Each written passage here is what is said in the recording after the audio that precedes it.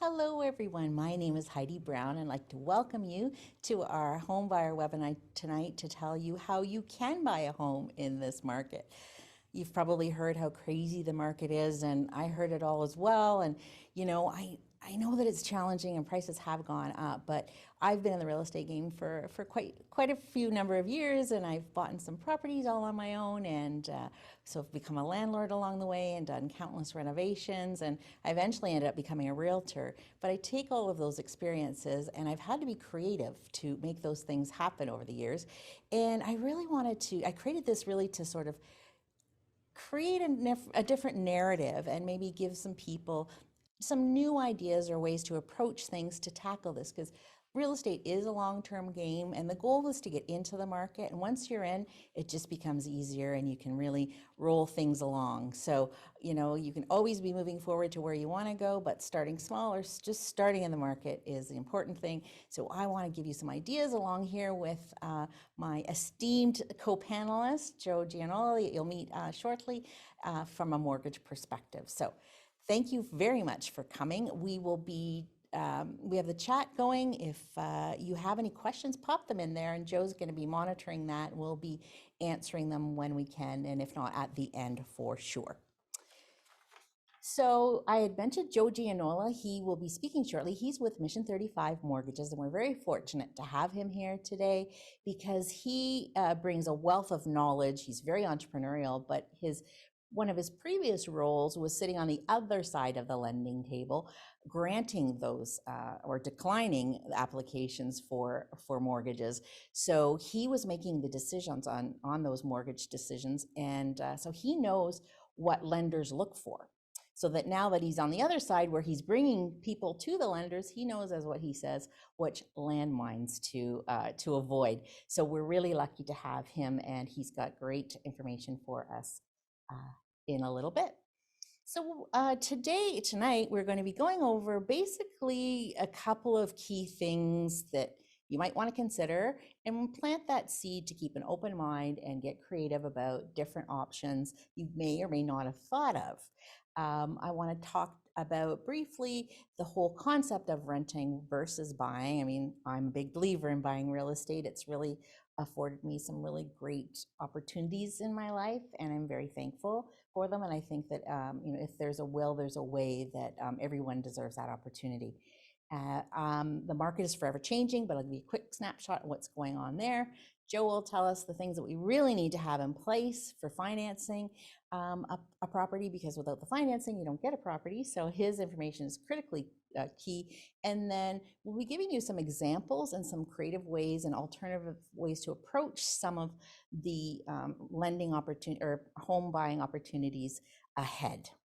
So one of those things, as I had mentioned, was, let me catch up to my notes here, the keeping an open mind. I know everyone might think the white picket fence is really great. Starting small in the real estate market has been sort of a theory for many, many years. So that really hasn't changed. There's great opportunities with newer homes and builds, and we'd all like to aspire to something that we grow into, but often we have to start small. And in getting there in this day and age, often you need one, if not two people on title to buy something, or even more. So I've got that first, like who, what, when, where, why. Who could you buy with if you get into a position where you do need some additional backing, right? Keep an open mind about that. Often it's the bank of mom and dad, but think about who might be in the same position that you are in, wanting to get into the market and just being short on one or two of the areas, right? So I've got lots of examples about that I'll be touching on, as well as I'll mention that if we can't cover everything, so please feel free to book time with me. There'll be a booking link that Sarah will put in the chat. Oh, I'm just neglected to introduce Sarah. Sarah, sorry about that. Sarah is also monitoring the chat here, and we've got Todd behind the scenes with all this technology. So I'm sorry about that. I'm joking that I broke my glasses, so I really can't see my notes, but they're my security blanket here. I'm sure it said to remind to introduce these people that I never take for granted, but I just did now. So Squirrel, back to what I was talking about. Okay. So who you'll buy with, keep an open mind, what you will buy, what size and type of property that you might not thought of. So keeping an open mind, again, just getting that foot in the real estate market is the goal. When you'll buy, when will you have those pieces in place, and do you have a bit of a plan to get there? Where will you buy? If you can't afford your neighborhood, like with the change in the way we work, is there another opportunity that you could look to? And why are you buying? And so I'm going to segue right into that. So why even buy a home, right? So for many of you, if you are renting, your monthly payment goes towards your landlord. So you're helping your landlord on a monthly basis build their financial portfolio. Sometimes you have no other choice but to do that. And when, the tables will be turned when you in turn are buying your own home. So that monthly payment goes towards a bank this time, but a portion of that will be paying down your loan or your mortgage and accumulating and building your financial portfolio. So really one of the great benefits of owning versus renting. Now, this chart that's here kind of indicates over the last 15 years where the prices have gone for all types of homes. And where you see is that trend line is going up. So not only, you're paying down your mortgage, but over time, historically, prices just continue to rise. They may level off and dip, but trend line is up, right? So your equity and the amount of money you have grows with the growth in the market. You don't have that opportunity when you're renting, right? And often as Canadians, the wealth that we accumulate is often within our properties and our homes. So when it comes to retirement, that money has been tucked away, and it's almost like a part of their retirement planning. So it's really important over long term. If you can get in the real estate market, you will benefit for sure. Now, Royal LePage recently did a study, and I just wanted to give you some of the numbers around it. And they took an example where it was the same property, and they calculated how much would it be to buy that property versus rent that property. So in the little house there, you'll see that it cost about $2,700 to rent this particular property. That's for their example. Buying it was going to cost more at $3,300. So you're going to say, well, that's costing me more money, right, per month. Yes, it is. But if you look at the little money bag there, $769 of that $3,300 is money that's going to pay down your mortgage, right? In the first example, $2,700, you may be saving, a few $100s by not owning, but by paying more per month, you're paying off your loan and you're getting ahead financially a little bit better. So then when you see the number at the bottom, traditionally, mortgages are often done over 5 years. I mean, there's different types and things, but let's just say if you go in and you get your first term of your mortgage, like you get it for a number of years, and then at the end of those number of years, it won't likely be paid off. So then you continue to renegotiate and pay more. But in that 5-year block of time where you've committed to that mortgage at that amount, in this particular case, you would have saved $46,000, almost like a forced savings. $46,000 would have been paid down on your mortgage. If you'd been renting, you wouldn't have had that. You could argue that, yeah, but it's cheaper, I could save my money, but often we don't. And you would be not only acquiring money from what you paid down your mortgage. Remember that chart from the previous slide. Where does the value go? Up, right? So you're looking at 46,000 paid off in that particular scenario, and then likely over the 5 years, it's accumulated in value. So that 46 is only part of a much bigger picture when you buy versus rent. So I just wanted to touch on what's happening in the market, and it is changing all the time. It is very fluid. What's not changing is that it is a seller's market. So we are in a seller's market, which means there is a shortage of sellers. They're at an advantage, and the buyers are a little bit more challenged. Hence, one of the reasons I was passionate about delivering this webinar. So today we really do have continually rising prices. The last month has been really spiking up, but that will settle down. And so therefore there's a competition in the bidding process. So when you go to purchase a property, Often there's multiple offers on there. So the list price that you see on a property is never reflective. I shouldn't say never, is often not reflective of what it will sell for. Every once in a while, you'll see something priced higher, and those particular sellers have said, I'm not going to get into the bidding war game. I'm going to price it on what I want. So sometimes you do see that, but for the most part, it's priced lower than and putting out to the free market for multiple people to put their offers in against it. As I mentioned, sellers markets, we do have a shortage of inventory. And as a first-time home buyer, you do have to be subject to a stress test, and it changed a little bit. So you've got that plus, stressed out buyers in general trying to get into the market. But although you may qualify for less because the way that your mortgage is calculated, just know that's just sort of like a little bit of a buffer to protect you for when interest rates do rise. Because interest rates will rise. Right now, interest rates are very low. They are projected to rise tomorrow. Bank of Canada is going to come out there, but with everything going on in the Ukraine, I'm not sure what they're going to do. But they will definitely be going up. They had sort of indicated they would be going up this year, and we're predicting several times this year.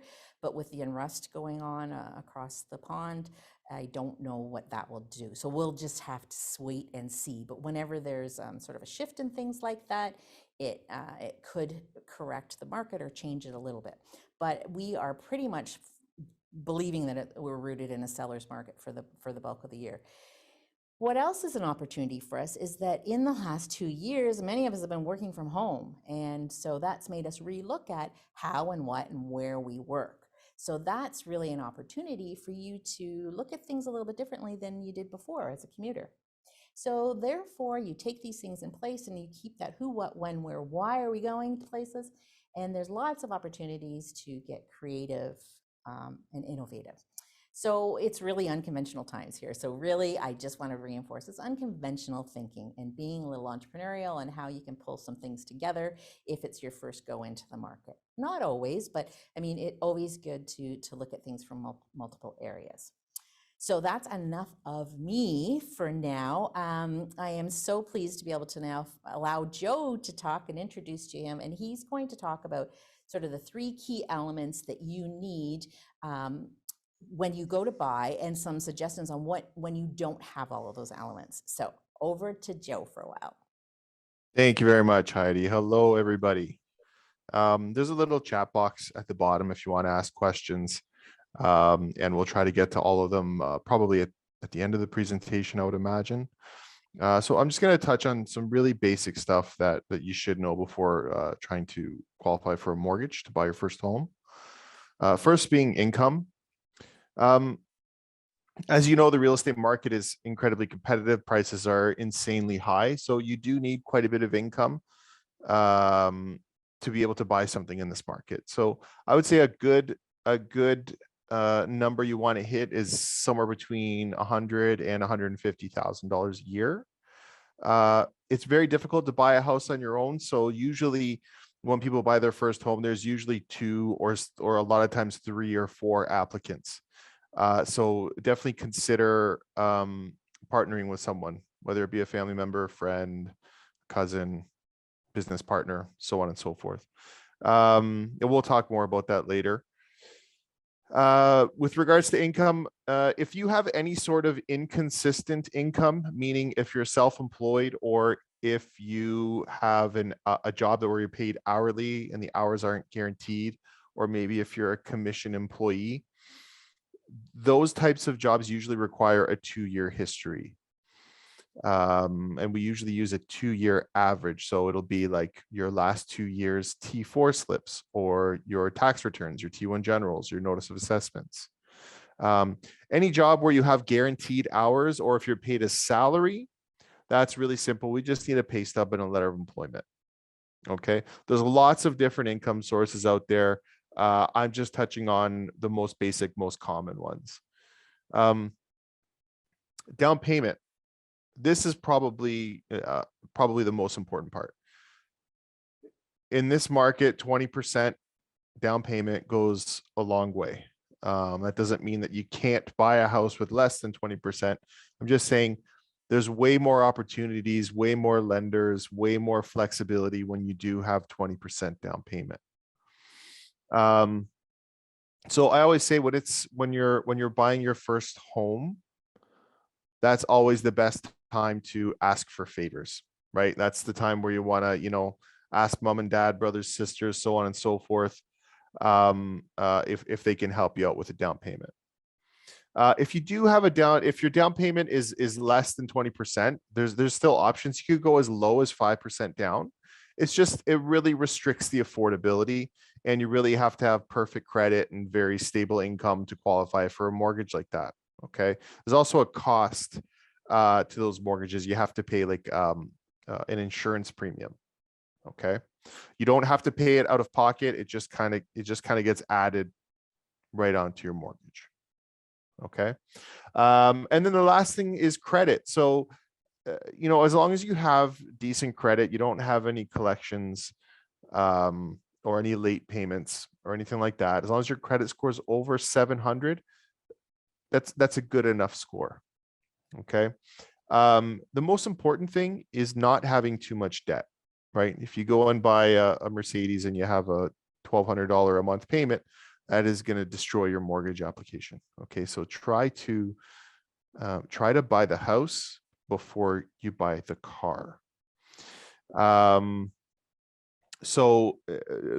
are the most important components. So income, 100 to 150,000, down payment, ideally 20%. But less than 20% is possible. And of course, credit above 700. Try to keep your debts really low. If you can manage those three things, and we can get you in the housing market for sure. Okay. What I usually do is, and Heidi, I think can arrange this, is we can set up a time to talk, and you can ask your questions. We could do an application, and we can figure out exactly how much you qualify for. If you don't qualify, we could come up with a strategy so that you can buy, in the next 6 months, a year, 2 years. Okay. I think that's pretty much it for now. I see there's a lot of questions there. I'm going to keep track of them, and then at the end, I'll try to answer as much of them as I can. Okay. So be sure to write your questions right there. And I think that's it for now, Heidi. Okay, great. Thank you so much, Joe. So you'll be hearing more from him. He just touched on the depth of his knowledge there. So as he mentioned, our information will be at the end, but at any time at all, Sarah will pop in the booking link for a chat. I have that set up already, so you can set up a time with me. We'll talk about your situation, and I sort of summarize that and get it ready for Joe and his office to be able to, if pre-approval is the next step for you. And so you've got an idea of, in a perfect scenario, what you need to bring forward to buy a home. We're going to talk about a few creative strategies around it. Again, who, what, when, where, why. You made to achieve these things. Think about who in your circle is facing the same things you are. You might be surprised, and be willing to, for a short period of time in their real estate journey, collaborate with you, because that's really a good way to get into the market. So I'm going to talk about and give some examples about co-buying or buying with someone.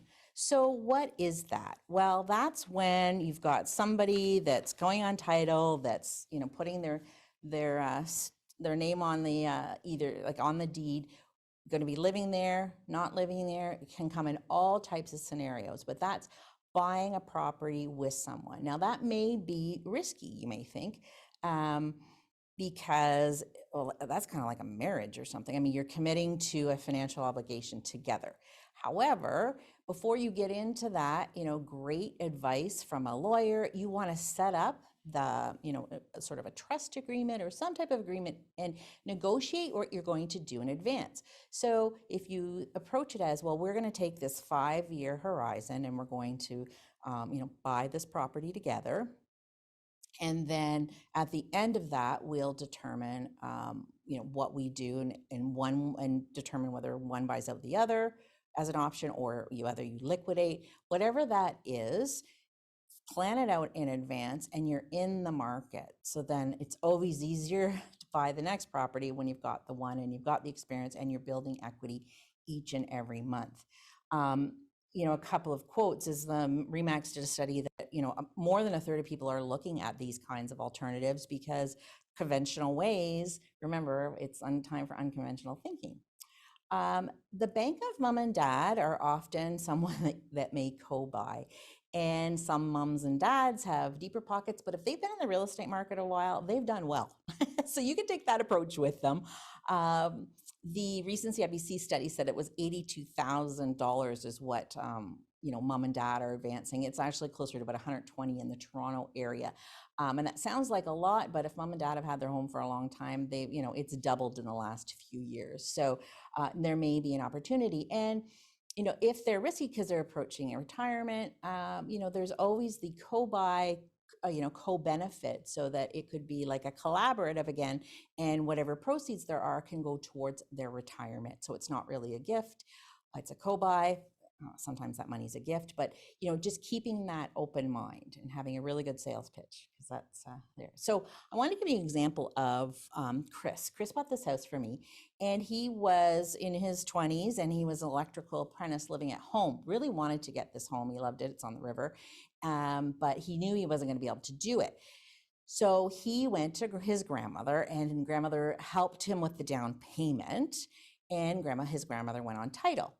And he continued his studies. He lived at home, but he rented out part of the unit. It had a main floor and a basement. He lived in part of the units over time. Sometimes it was fully rented out, but he was able to get into the market by co-buying with his grandmother. And again, because he had some rental income, that helped take the pressure off when he was finishing up his schooling. He's now fully licensed, and fast forward 5 years, at that time that the 5-year horizon, his mortgage was done, he actually paid back his grandmother, took her off title. So he's fully on title now. And with the growth and what was paid down, plus the growth in the equity, he's at 400,000, and it is even higher in the last month. I haven't done an exact comparison, but because prices have gone up in the last month, that's where he is. And so that's not a bad gig for, a guy that was a student and going there, but he had to, talk to grandmother and give her some sort of assurance. And it was like, well, she's part owner. So that's how that worked. But it was 5 years, and now, grandma's off title and there. So that's just like a sort of a true example. Another one came to mind to me when I was recently in the Niagara region showing properties, and I looked at a number of duplexes for an investor, and that's another good co-buy opportunity because you have two separate units under one roof, and you're talking in that region 600, 700, 800,000. You can probably get a duplex where main floor, upper floor, or side by side, or something like that. So if you can co-buy that with someone, and you're each responsible for $300,000 or $400,000 of a mortgage, and you've got your own place. It's not where you want to be forever, right? But then you carry on, and then maybe you keep that as an investment property and move on to something else. Like, the possibilities are endless once you're in that market. So co-buying with someone is a reality from people. Bank of mom and dad is very much a reality. But if you can position it so that everybody wins, those are the best arrangements. So then I guess I just wanted to remind you that there's tons more on that topic, and tons more information and examples, and everybody's scenario is different. So please book some time with me, and Sarah will put that in the chat, and I would be happy to talk to you about your particular situation. And Joe really makes a great point that it is a planning situation. Because it's a long-term game, it may take 6, 12 months or what have you for you to get to the point, or maybe you're ready sooner than that. But it does take some planning, and there's some creative things that you can do, especially as first-time home buyers, if you have RSPs, different things like that. So there are options, but we can't cover all of them today because we've got just an hour here to cover it. So please reach out to me and book some time. I mentioned there's 3 strategies. The second strategy is buying for an investment. Now, in the first case of Chris, he bought that. It wasn't intended as an investment. It was intended for him to live in it. It just so happened that he did rent out parts of it while he was still in school. In this scenario, it's buying something with the intent that they're not necessarily going to be living in it as an investment. Now, Joe alluded to, I think he mentioned that it may require 20% down in a case like this, but investment properties are quite interesting for something that you can, again, co-buy with someone, or you can partner to buy an investment property. So again, you're getting into the market. Again, anytime when you when you buy an investment, that means that you're not going to be living in there, and you're going to be renting it. So that means you become a landlord. And I am a landlord, and I've learned after the 9 windows were broken in this one house, and the toilet was so plugged that we had to, like, I don't even know what they had, toys, I can't even tell you. We had to change that toilet, repair 9 windows, yeah. And live and learn, really this isn't about being a landlord, but maybe we'll do a session on that, because it's just about picking the right tenants, and that sets you up for success. So if you don't want to be a landlord, you don't know about all of that, there actually are property management companies that will, or realtors. Before I was a realtor, I always hired realtors to find my tenants so that they would help screen them and verify some type of info and get all the leases set up. So I always did that. Before I now do it for myself, but there are property management companies that will do the same type of thing. And every month they will collect the rent, or if there's any delinquency, or there's anything that needs to be done, or if the water breaks in the middle of the night, they take all of those calls. You would have to pay for that monthly, but it's a peace of mind that you don't have to worry about it. So you can be an anonymous landlord, literally. So that's a way to overcome the challenge of becoming a landlord, right? And so there's tons and tons of opportunities. So I wanted to share with you Nick, and he kind of tapped on a few of the who, what, when, where, why. Nicholas did not want to put all of his eggs in one basket and buy one property for 800, 900,000. He lives in Georgetown. He wanted to get into the market. He as well is going through for his final papers, mechanical apprentice.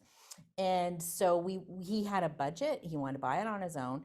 And so we looked, his budget was like $350,000. And this was just last summer. So it wasn't like 5 years ago, but it meant that we had to go out to the Niagara region. Like until recently, I mean, even still, the further you get away from Mississauga, Oakville, Toronto, Hamilton, the prices seem to go. And Niagara is really a great opportunity because they're increasing all of their GO connectivity.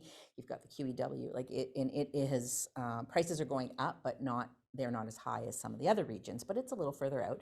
So we looked around the Niagara region, and we settled on this little house that was needed some work. He unfortunately had lost his dad earlier than that, so he was able to put 20% down, and he needed to invest in renovations, but he redid the whole, flooring, bathroom, kitchen, all of that. So you automatically increase the value of the property, and he has a family member renting it. So he never intended to live in it. So he always wanted to have it as an investment property.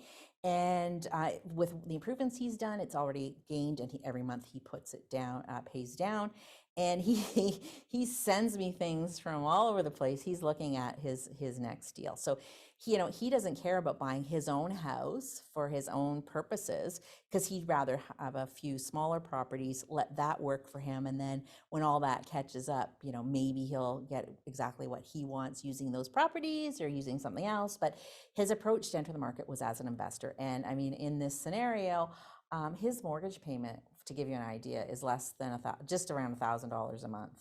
He's on a variable. I don't want to talk finance because we got Joe here, but it's kind of was a great way to get into the market for him. So I actually will segue over to Joe, because financing an investment does take money and everything. So Joe, I just wanted to put it over to you, and if you could share anything about if you had any advice for anybody that wanted to enter the market as an investor, and if you had maybe some examples or something, just to give another sense of investing and the For pros and sure. cons financially.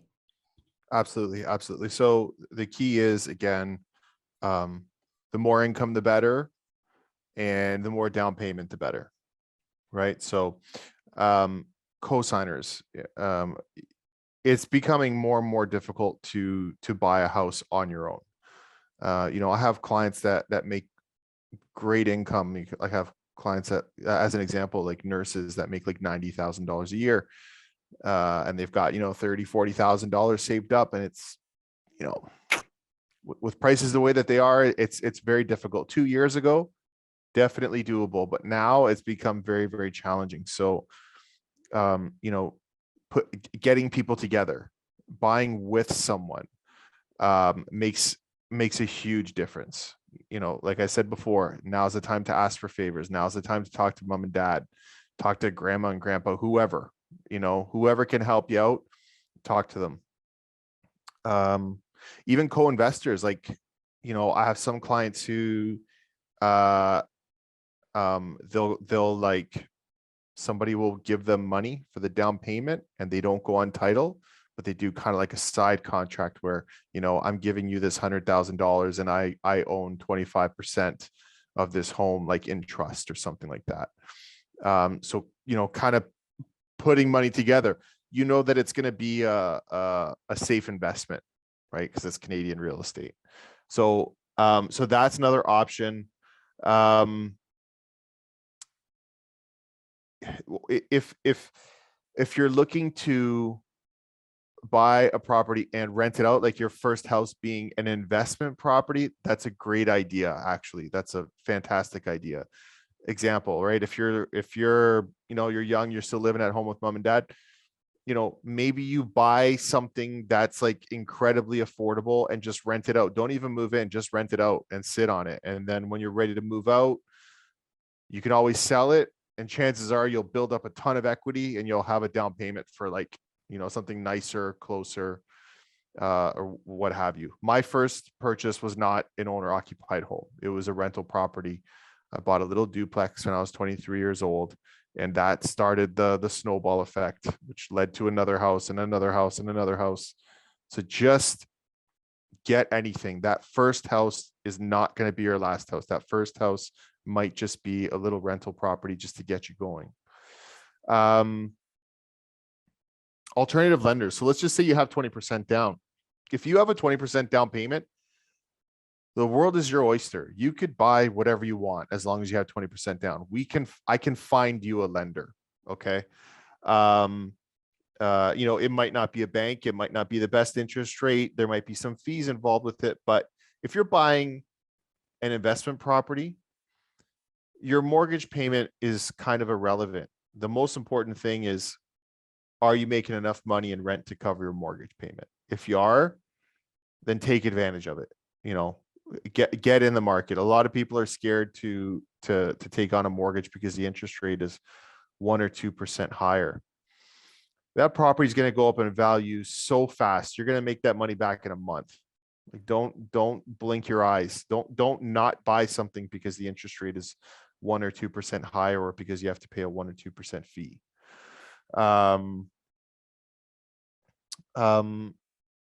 So yeah, it's all, when it comes to investment properties, it's all about cash flow. Can you afford the payment? If you can, I say jump all over it. Also, like, flips are another option, right? For people who are handy, you know how to fix things, you know how to renovate something, and you can come up with some money. You've got people who are willing to invest with you. Consider doing that as well. I mean, you know, I have some clients who, you know, buy a house, put on a small addition and sell it for like hundreds and hundreds of thousands of dollars more. Like, you'd be amazed. One client that bought something for 800 grand and then sold it like a year later for like, I think it was like 1.3 million. And they just put a little addition onto the house. Like, it's crazy. So consider that as well. I think that's pretty much it for now. Do you want me to answer the questions, Heidi, or what do you think? Sure. Yeah, there's one more strategy, but if you wanted Yeah. to, No, go ahead. Why don't you do that? And then I'll just Okay, I'll tally do up one. all the Yeah. questions and then Okay, bring me back good. on here. Right on. Okay, Joe. So I learned something about you. I didn't know that you bought a duplex at 23, but you know, that's smart. That's really great. So that's real life things that are going on. So lots and lots of opportunity, lots of questions. book time with me. We'll go over your questions. I'll refer you to Joe or whomever to get, thoughts and plans rolling there for you. But please do reach out. I'd be delighted to talk to you about your situation. So, third strategy. Now, these strategies are some you may or may not have heard of before, but I did want to bring them to your attention because, it's some of them you can do now, start small, that type of thing. Um, because if you're not going to co-buy someplace you're going to live in right now, or you're not going to buy an investment property probably with someone now, maybe you're going to look to the future. So the few things that are possible for that, and I'm sure there's more, but these are a few key things. But pre-construction or buying for the future is something that you can do. And when you buy a property now that's built in the future, usually by the time the shovel hits the ground, like it's already accumulated in value. Now you typically have to be approved for that mortgage. Now there's increments depending on the developer of paying all of those down payments. But there's just something when you're in the market, even though if it's in the future, that's just I don't know, it's just a great feeling to be able to, even though you know where you're going and it doesn't matter. I mean, there's been times in life where I had rental properties, but I was waiting to build the home that I was in, and I lived in a rental property, not one of my own, something else. I didn't want to pay what I was charging. So I had like an affordable little spot while my house was being built that I rented. And it took a little longer than I wanted to get there, but I didn't care, honestly, because I knew that it was just a temporary situation, and I had my sights on the future. So that who, what, when, where, why, keeping an open mind, and great things can happen, right? So future bills and like pre-cons or pre-constructions are there. I won't get into assignments, which are when someone's bought that, 3 years ago they bought it and they don't want to close on it and they sell that. That's a whole other ball of wax, but that's still in that future build type of thing. Now, if you don't have any of those three elements that Joe had mentioned, if you want to just start really, really small, there's something called fractional real estate. And I have here on the side to buyproperly.ca and addyinvest.com. I'm not endorsing them, but those are two places. If you visited either of those websites, or you just did fractional real estate and Googled that, what that is small increments. I mean, $1,000 or $2,500, and you're buying not really shares, but you're buying parts of a property with many others. Sometimes it's commercial properties, or sometimes it's something else. And when you go to cash out, you're going to, take advantage of the benefit of its raising in value. So, you could start as low as $1,000 or $2,500. And I was tempted to just try one just so that I could, be better informed to see, to tell all of you. But that's maybe something in just a really small way that you could try out. So it's called fractional real estate. And the final option is rent to own. Now, there's actually established programs for rent to own, and I'll try to make it as simple as possible. It's not really complicated, but there's many facets of it. I've put a couple of companies there, homeownerssoon.com. I actually just recently went to their webinar to learn more about it so I could speak to it to you tonight. And there's another rent to own. Joe works with a really great organization, JAG, he was mentioning. So what happens here is that traditionally rent to own is for when someone is unable to qualify for some of those three pieces, usually somebody with poor credit or not enough down payment, but that's sort of often who they work with. And the way that it works is you apply, you get approved, and you do have to put some down payment, but it may only be like 3 to 5%. And traditionally, your monthly payments are much higher than a rent. But what happens is those monthly payments, you get part of them back refunded to you at the end of your lease term, and that goes to purchasing the property. In the first scenario, the homeowners soon property, and like I said, I just know that a little bit more. What happens is when you first apply, they actually give you a budget, and you can go out shopping for that. So you actually pick the house that you want. You set up a 2 to 5 year arrangement on what that's going to look like. You'll know what you're going to pay for the property when it's yours, but you get to move in, but you're a tenant, you're paying the rent, it's higher than possible, but you get that a portion of that extra. And it's quite a bit, sometimes quite a bit, but that extra will be then clawed back and part of the down payment when you go to buy it out. So not traditional, not for everyone, but if someone has bruised credit or is nowhere near on the down payment, it is something that can get you in the market. So I just wanted to add that to it. But please book some time with me. We can go over it in more detail and talk about your particular situation. So I'm just kind of wrapping up the sort of the scenarios and the examples, because I just feel that when you talk about people and what they've done, it might spur some ideas, because lots of things are possible. And the Thompson family, they're just so great. I wanted to have Crystal on tonight, but she's in Jamaica. So the whole family seems to be working together and doing different things. So her brother originally bought a home just a sort of in Hamilton, and he rented out the basement. He first actually built and renovated the basement, and he rented it out. He's getting so much rent, it's almost basically paying for his entire mortgage. So that meant that he freed up his income to be able to do something else. So then he co-bought a condo in Grimsby with his buddy that was facing the same thing. So they pre-bought it from, it was something that was, coming to be built several years out. It's actually be ready, I think, this May, but they bought it like 2 or 3 years ago, and they're just deciding who's going to buy it out, or they're probably going to sell it, right? So he lived affordably at his home because he's rented the basement, and he's able to do other kind of creative things. So that was kind of neat.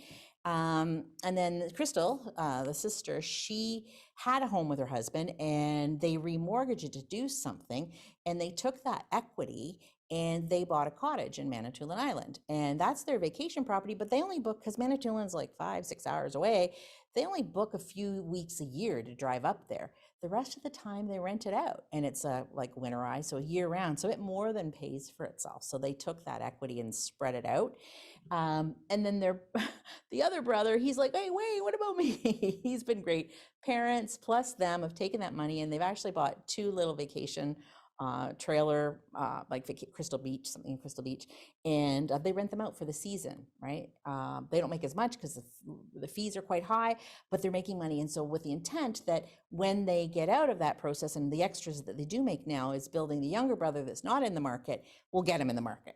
So that's just an idea how one family is working together, using different things, and using some of these tactics that are there. So I did sort of want to share that with you. So please, please reach out to me, book some time with me, and I'd be happy to talk about that, because obviously I get excited about this kind of stuff.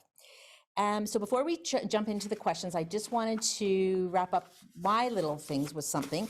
Many of you are in that formative pre-planning stages. We find that sometimes people are further along, they've got some of the down payment, or no matter what stage you're in, information and advice is key. So information that you can read, speak to people, booking time with like someone like me or Joe to get advice, to educate yourself, to arm yourself to do battle in challenging markets, right? So something that I have here is we will have the link at the end. We will actually send the link out in the bookings that you got. We will send a link to this webinar as well as this book, that booklet that I have written.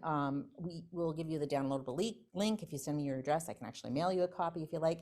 But for those people that just kind of wanted to know what's ahead, I did want to give a few quick tips from here really quickly before we get into those questions. But if you're looking to buy your home, that first step in working with a trusted advisor like Joe, getting your pre-approval done where they're vetting your, like, initial consultation and application happens, but then really drilling down and getting that written pre-approval, and they vetted and looked at your credit and your income, and you've proven all of that, you're going to need that when you start to get serious and close to shopping. You're going to need that before you start shopping.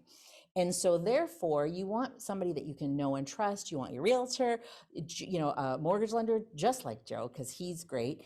And he'll, when you're out there and you see something, when you have someone that knows what they're doing and is, on the ball, like Joe, they can even kind of take the address that you're looking at and tell you their theory on the financing of that. So really important to have those trusted advisors. And if you need to have like a home inspection done, working with your realtor, like just having advisors ready to go, because homes nowadays, they're on the market 5 to 7 days maybe. So you don't have time to get any of these things in order. So you have to get them done ahead of time. And something that I tell people when I'm working with them, always make sure that you, when you're getting closer to that, you have liquid cash available, because when you finally buy a house, you've got to come up with the down payment within 24 hours. I'm sorry, the deposit, pardon me, deposit within 24 hours of signing a house, an offer that you've purchased. The difference between a deposit and a down payment, a deposit just secures the contract. The down payment is a bigger amount, right? So just make sure you have a healthy amount liquid and it's not stuck in an RSP that you need 5 days to get it out, that kind of thing, right? And there's lots of tools to strengthen the offer when you get there. Like, I don't want to get too far ahead. Like I said, I've outlined them in here, but if you're in that scenario, please reach out to me, book some time, and I can talk to them in greater detail. And I'll be sending actually out some more information to you as well that will help educate you along the way. So that recap here, we're just about at questions. The 3 key things, remember, the income, down payment, and credit, critically important, and how you negotiate and work around those. Maybe you get a little creative with buying with someone, you're buying an investment, or you're looking to the future and what you're doing there. So that's kind of what we covered. So please book with me if you've got specific questions, but we're going to jump into questions right now. And this is how you can get a hold of Joe and me after. But for right now, over to Joe. Because of the glasses thing, I can't see the chat. So I'm going to put this over to Joe, who is going to start working on the chat. And there's usually lots of finance related questions. So Joe, are you there? I am here. I am here. Okay, good. All right. So, first question was, how do I increase my credit score? So that's pretty simple. So number one, no late payments, no collections, right? You got to pay everything on time. Number two, keep your balances really, really low, right? So ideally you want to use your credit card and pay it off. Use it and pay it off. You want to keep your balances at less than 25% of your limit. So if your limit on your credit card is $10,000, you always want to keep your balance below 2,500. That's kind of ideal. If you could do that consistently, your credit score will go through the roof. There's a question around what I mentioned, 100 to 150 in income. I think they were asking if it needed to be just one person or if it could be like a family. Yes, it could be a family. That's total combined between all applicants. You want to be somewhere between 100 and 150 to buy your first home. If you're buying your second, your third home, usually there's a ton of equity in your existing home that you can put a massive down payment on the next one, and then you don't need as much income, but you really need a good amount of income to buy your first home. Do we get a hard credit hit if we shop with multiple lenders? So the way that it works for me is I pull one credit bureau, one hard credit pull, and I can use that credit bureau with as many lenders as I want.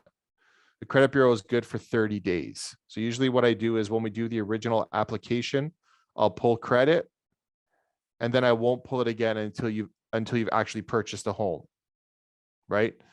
So really, you'll have one, maybe two credit pulls. Here's the thing, guys. When you're trying to buy your first house, that's when you pull your credit.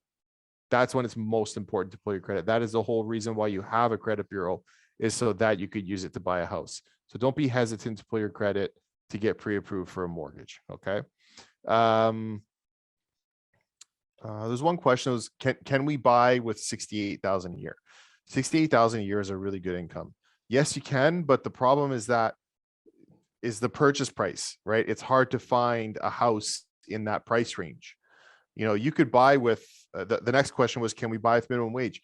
Yeah, you can. You can qualify for a mortgage, but there's not much real estate out there that you could buy with that much income. So if you're going to buy with 68,000 a year, there's a good chance you're going to need, a big down payment. Same with, if you have a minimum wage income, you're going to need a really big down payment.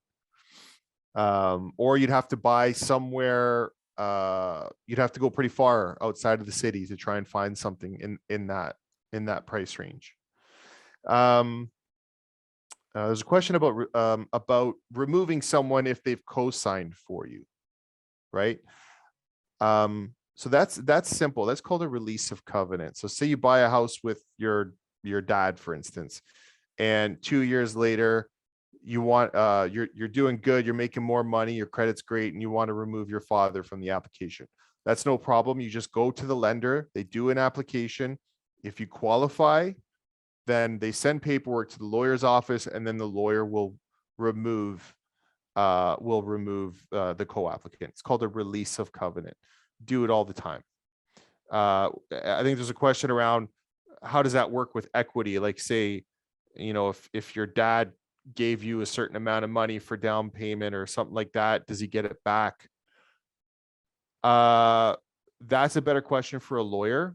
That's something that could be negotiated, right? A lot of times we'll have like two people buying together, and one person will be registered as like 99% owner, and then like the co-applicant, the person who's co-signing to help them qualify, is only registered as like a 1% owner, so that if things ever go sideways, they can't take half the proceeds of the sale of the house. So again, better conversation to have with a lawyer. Release of covenant. Assignments. There's a question around assignments. That's a good question.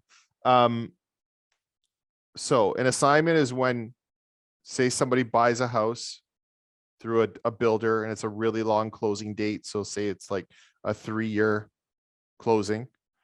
And within that 3-year period, they're like, oh man, I don't want this house anymore. I'm going to sell it. So it's like you're taking your contract with the builder and selling it to someone else so that that person buys the house instead. So you're taking that offer and assigning it to someone else. A couple of things to consider. Number one, the builder might charge a fee for that. The builder might say, no, you cannot assign this contract to someone else.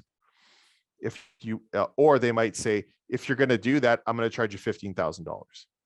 Right. So that's one thing to take into consideration. The other thing is to get a mortgage with a traditional lender. So let's just say the purchase price on the actual contract is $500,000, but you're going to sell it on assignment to someone else and say, I'm going to charge you $700,000, right? The lender won't acknowledge the $700,000. They'll only acknowledge the $500,000. So that extra money you have to pay cash, right? You have to have down payment for that. You have to have like money for that difference. So in that case, you would need $100,000 down payment on the $500,000 plus another $200,000. So you would need like $300,000 to close on that transaction. There is a way around that. However, it's called private lending. If we use a private lender, the private lender will use the actual value of the house, not the purchase price that's on the contract. So this happens all the time. I have a client, they're going to buy the house. The purchase price says 500,000, but now the value of the house is like 900,000, and they're buying it on assignment. So I get them a private loan, and then 6 months later, we just refinance, and we can use the actual appraised value of the home. So that's a good question. Definitely something to look into. Because you got to get your hands on some real estate one way or another. If you got to buy it on assignment, buy it on assignment. I think that was it. I don't know if any more popped up here. To elaborate more on lenders and why does everyone want 20%? Okay, so